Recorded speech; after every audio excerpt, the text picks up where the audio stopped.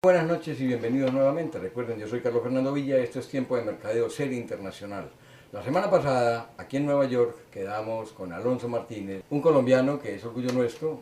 Muy pocos, creo yo, en la historia, y me puede corregir Alonso, han llegado a ser catedráticos en la Universidad de Columbia, aquí en Nueva York. O sea, pues que vamos de nuevo a hablar con él. Dentro de un momentico apenas regresemos. Buenas noches, bienvenido nuevamente. Gusto de continuar nuestra conversación. Ay, gracias Alonso. Vamos a contestar la pregunta que dejamos la semana pasada. Una vez que ya hemos hecho la diferencia entre deseo y necesidad, viene en el proceso psicológico ya ese paso que es tomar la decisión. ¿Esa decisión es más emocional o más racional? Que es una discusión que se ha tenido durante muchos años y que sigue siendo vigente. ¿Es más emocional la decisión o es más racional? ¿O hay casos en que es más racional que emocional y al revés? ¿Cómo es eso? La gente en la medida que compra cosas va desde gente pobre que está tratando de sobrevivir hasta gente que está tratando, digamos, de tener una imagen y está comprando O de artículos de despistar, lujo. ¿cierto? De despistar. De descrestar, sí. Sí. ¿No? Cuando tú estás yendo por básicamente sobrevivir, casi siempre tu decisión va a ser eminentemente racional. ¿No? Cuando tú ya estás, digamos, ya satisfaciste tus necesidades básicas y estás más tratando de crear una imagen es una cosa absolutamente Emocional. emocional. Ahora, lo que sí es curioso es que la gente es mucho más racional en sus compras básicas de lo que uno cae en cuenta. Imagínate que, por ejemplo, en la China estoy mirando el mercado de aceites vegetales. Sí. Y, la mayoría del aceite vegetal en la China se vende en galones de 5 litros, en tarros de 5 litros. Eso es un tarro así de grandote, eso es enorme. Y el resto del mundo se vende en tarros de 1 litro, en tarros de 0,8. Dice uno, ¿por qué los chinos hacen eso? Y empiezas a mirar eso y caes en cuenta de cómo compran los chinos. Y hay dos características muy especiales de los chinos. Los primeros es que los chinos son mejor educados en matemáticas que la mayoría de la gente. Entonces saben hacer las cuentas. Y cuando tú vas al supermercado ves al chinito que está calculando cuánto le cuesta por litro el galón de 5 litros versus cuánto le cuesta por litro el tarrito de 1 litro, y cae en cuenta que hay un descuento relativamente interesante en comprar de 5 litros. Y aunque las familias chinas son muy chiquitas, pues van a tener, digamos, un papá, una mamá y un hijo único, porque eso es lo que dijo el Estado, compran este galón que les va a durar un par de meses. Y ahí te preguntas, y lo hacen básicamente porque les sale más barato. Claro. Pero ahí te preguntas, bueno, ¿por qué en otras partes del mundo no hacen la misma cuenta? Y hay que darse cuenta que en la China hay otro aspecto muy diferente, es que la mayoría de los chinos son pagados salarios mensuales, porque es un sistema comunista. En los sistemas comunistas el Estado ha regulado que se paga mensualmente y casi todo el mundo tiene un puesto. Diferente de cuando estás en una economía como la India, donde mucha gente es agricultor, por eso no tiene ingresos mensuales, el que está trabajando en la ciudad va a estar trabajando por un salario diario, si está trabajando, pues no sé, de barrendero, si está trabajando en cualquier cosa de limpieza. Entonces no tienen, digamos, la plata para comprar los 5 litros.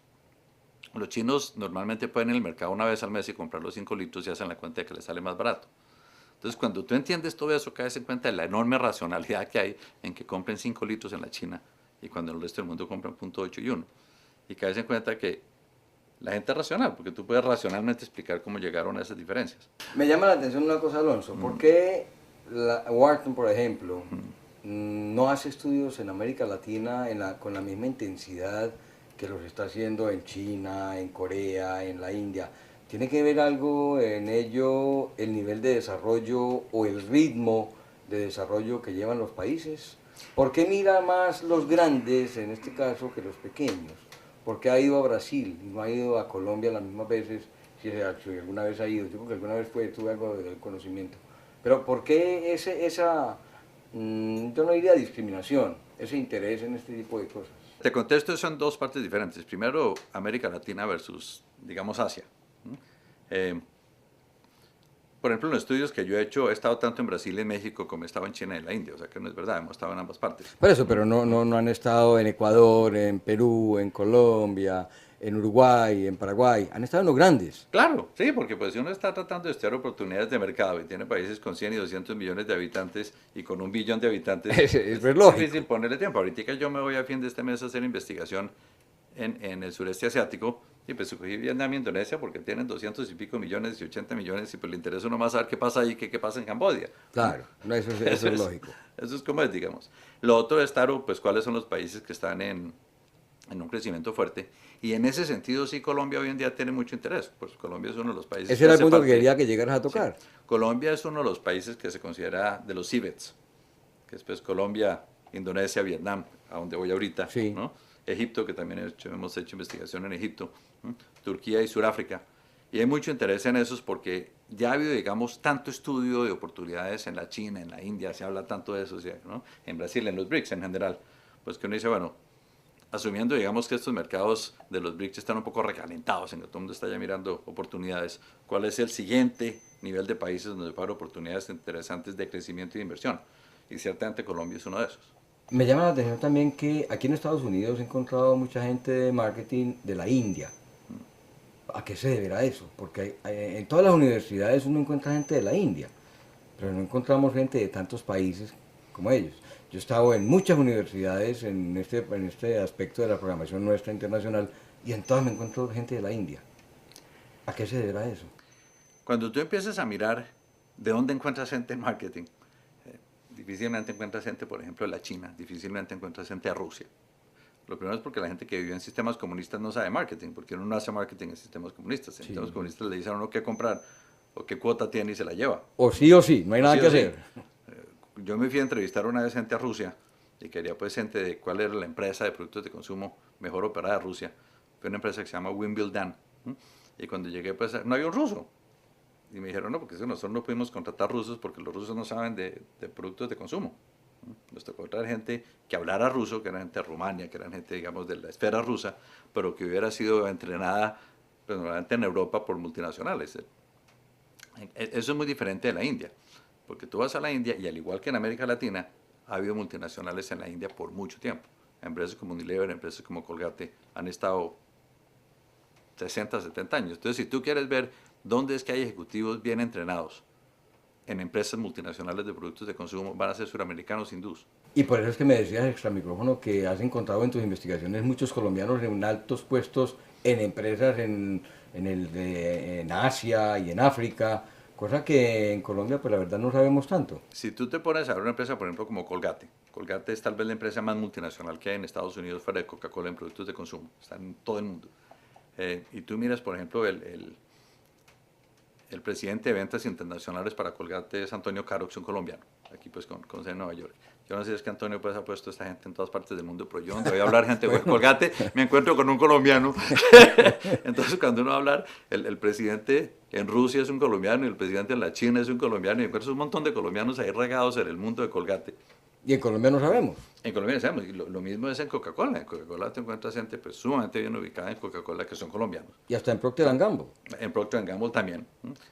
Y entonces es porque pues, América Latina en general y Colombia en particular son un muy buen semillero de ejecutivos para estas empresas de nuestras partes del mundo. Son empresas que ya llevan en Colombia desde principios del siglo. O sea, yo estoy Colgate creo que lleva 80 años en Colombia. Además, Alonso, que los ejecutivos colombianos de los que tú estás hablando, pues en Colombia no tienen oportunidad, salvo que se vayan a otra compañía. Que tampoco es que sean muchas las que pueden tener cabida para ellos, entonces tienen que emigrar. Les pasa lo de que cuando la carrera séptima le parece a uno ancha es hora de irse del país, digamos. Claro, Cuando el presidente de una subsidiaria en Colombia, pues no es lo mismo que ser el presidente de una subsidiaria en Rusia, ser el presidente de una subsidiaria en México, en Brasil. Entonces, un buen ejecutivo en Colombia, en una multinacional, pues va a encontrar que Colombia lo limita a menos de que se salga.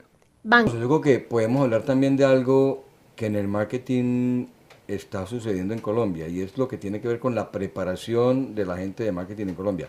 Tú has tenido oportunidad de estar en Wharton, en Filadelfia, y en Wharton en todo el mundo. Has tenido oportunidad de estar acá en la Universidad de Columbia. El sistema de educación y de formación de mercadólogos, ¿cómo se ha desarrollado o está estancado? Porque la verdad es que hay mucha gente que está diciendo que el marketing está muerto, que el marketing se acabó, que ya no se necesita, que todo es cuestión de día a día y que no tiene sentido la planeación estratégica como se ha trabajado en los últimos tiempos. ¿Cómo has visto tú eso en la parte académica y en la parte práctica? Que me parece que es interesante la experiencia tuya en ese campo. Yo creo que el tema es un poco diferente, Carlos. Yo creo que el tema es que hoy en día, porque el mundo es un mundo mucho más globalizado, Claro. porque los medios de comunicación están todos interligados, es difícil encontrar cosas que pasan en forma pura. Es diferente, es difícil la decisión que tú solo necesitas marketing para tomar esa decisión. casi todas las decisiones que vas a tomar tienen algo que ver con marketing, tienen algo que ver con logística, tienen algo que ver Con todo. economía, tienen algo que ver con todo. Yo creo que la época del mundo en la cual más interdisciplinariedad se requiere es esta. Es esta. Y el gran problema es que las universidades no se han adaptado a eso. Las universidades todavía enseñan marketing como marketing, economía como economía. Bueno, yo lo cerré en el marketing, pero en realidad tienes toda la razón. Es el problema para todos los otros. Sí, exactamente. Y pues hoy en día hay una gran inquietud, digamos, en el mundo académico de cómo hace uno para entrenar a estos muchachos que van a ser, digamos, los líderes de las siguientes generaciones a que puedan responder a las necesidades en forma integrada, que puedan entender los problemas del mundo en forma integrada. Y desafortunadamente, digamos, eso todavía no está realmente inventado. O sea, uno todavía entra a una universidad y cuando está en la clase de marketing le enseñan es más sobre publicidad, más sobre segmentación, pero no le enseñan tanto sobre cómo las decisiones de marketing, qué impacto tienen en logística. O sea, las decisiones de marketing, o no le enseñan tanto, por ejemplo, sobre el tema de cómo analizo yo la evolución de los mercados y en la medida en que conozco la evolución de los mercados brasileños, cómo lo integro a algo que estoy haciendo en la China. Entonces, ¿qué crees tú que se debe hacer en ese caso? Porque creo que estamos en una situación, yo no diría de estancamiento, pero sí que necesita y que está exigiendo eso a gritos. Es el mismo tema que existe con la educación en general. Yo lo veo, digamos, en mis hijos. Mis hijos, pues, que son como todos los muchachitos de ahora, digamos, duchos en utilizar fuentes de información, tienen acceso a enorme cantidad de información. Entonces no necesitan una clase que simplemente les dan información, la tienen accesible en Internet del mundo.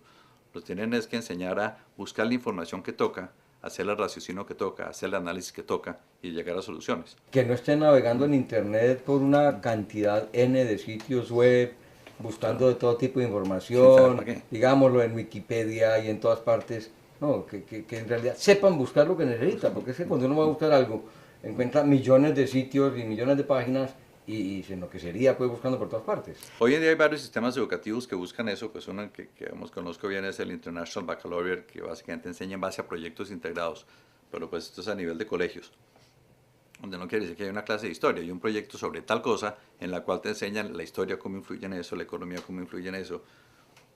Y yo creo que eso faltaría mucho a nivel de las universidades. Yo creo que una universidad, digamos, que esté dando un máster en negocios, un máster en administración, debería trabajar mucho más en base a casos integrados, ¿no?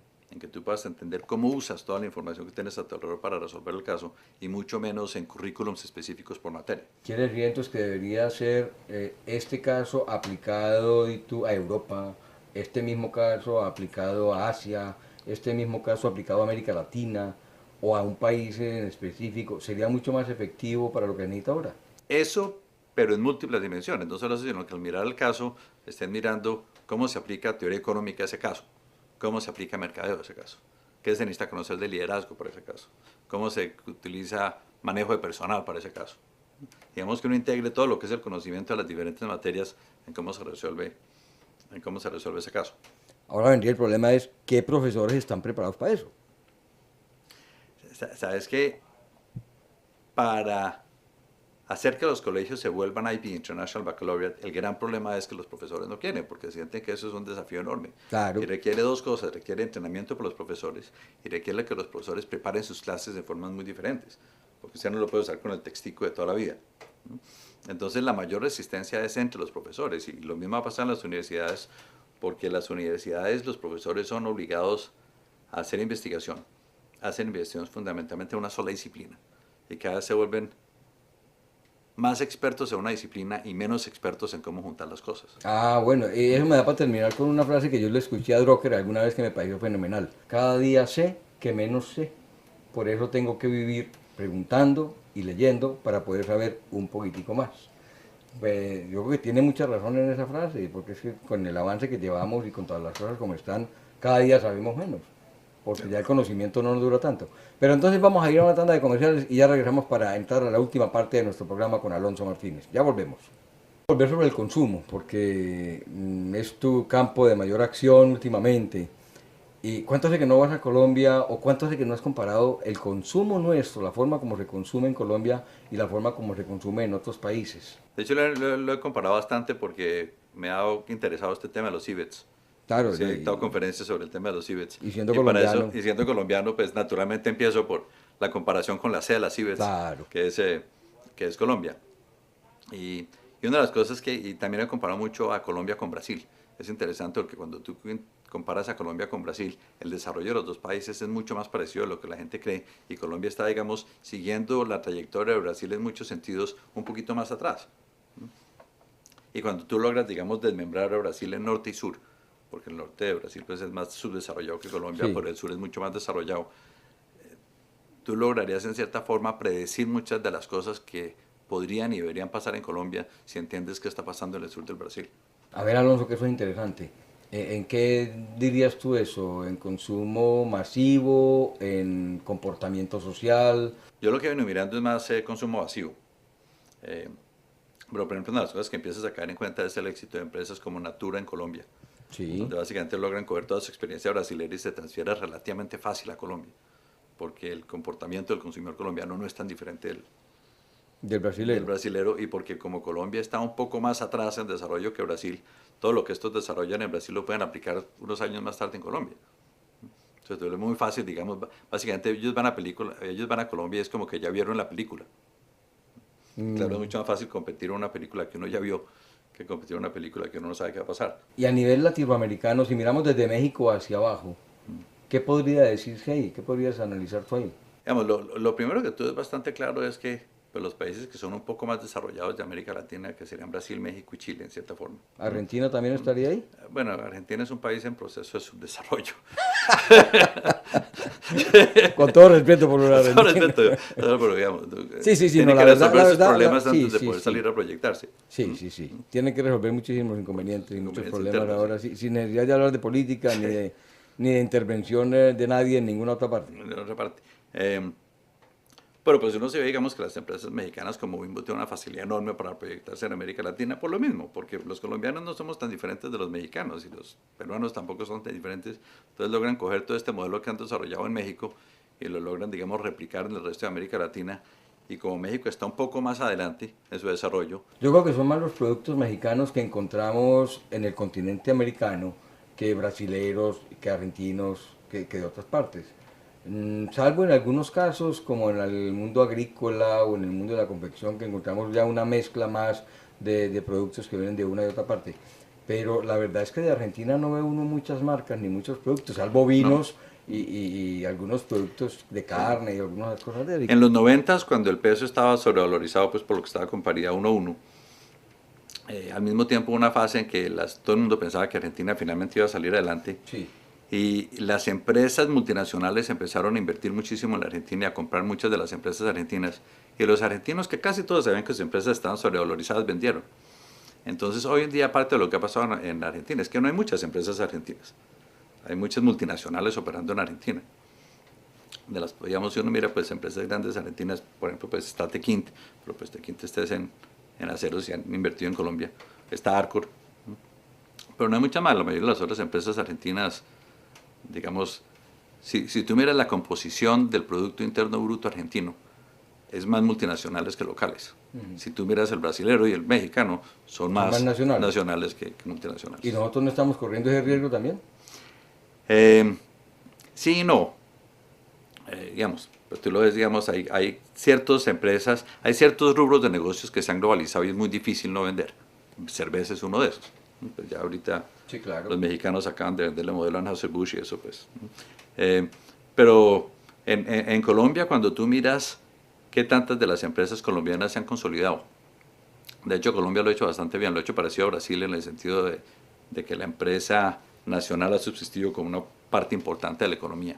Entonces, la política de atracción de inversionistas extranjeros habría que frenarla, es decir, no hacerla tan abierta ni tan atractiva para poder evitar ese problema. Es una mezcla de los dos, porque hay sectores en los cuales es muy difícil competir como local. Por ejemplo, el sector de productos de aseo y de En tecnología, productos personales. sí. Sí, no le vas a competir a Colgate, a Unilever, a Claro. Procter & Gamble, no vas a poder hacer los detergentes que ellos hacen, no vas a poder investigar. Y en el mundo eso se ha consolidado alrededor de multinacionales. Pero, por ejemplo, en alimentos básicos, eso no es verdad. En alimentos claro. básicos uno puede tener, ¿no? En materiales de construcción, eso no es verdad, ¿no?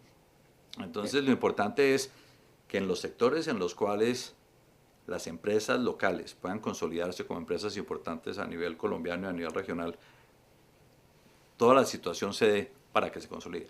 El sector agropecuario, por El ejemplo. sector agropecuario, por ejemplo, el sector de construcción y materiales para construcción, muchos de los sectores, de los subsectores de alimentos.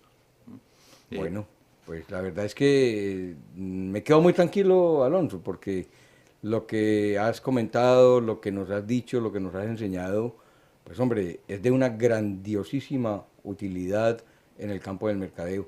Y yo creo que lo que tú has logrado hacer y estás haciendo aquí y vas a hacer en la universidad, para nosotros como colombianos, de verdad va a ser una cosa sensacional, porque contando contigo aquí, podemos hacer mucho en Colombia. Yo creo que de verdad con esto que nos has comentado, las cosas van a ser muy diferentes de ahora en adelante. Por eso no me resta sino agradecerte, que nos acabó el tiempo. Paco me está diciendo que ya no hay más tiempo y desearte la mejor de las suertes en estas investigaciones que vas a hacer y aquí en la Universidad de Columbia. Nos veremos el año entrante. Mucho gusto, Carlos. Muchas gracias. Y para ustedes, pues la verdad, muchísimas gracias por habernos acompañado y los invitamos a que sigan pendiente con esta serie internacional que iniciamos a mucho honor con nuestro compatriota Alonso Martínez en la Universidad de Columbia en los Estados Unidos. Muchas gracias y una feliz noche.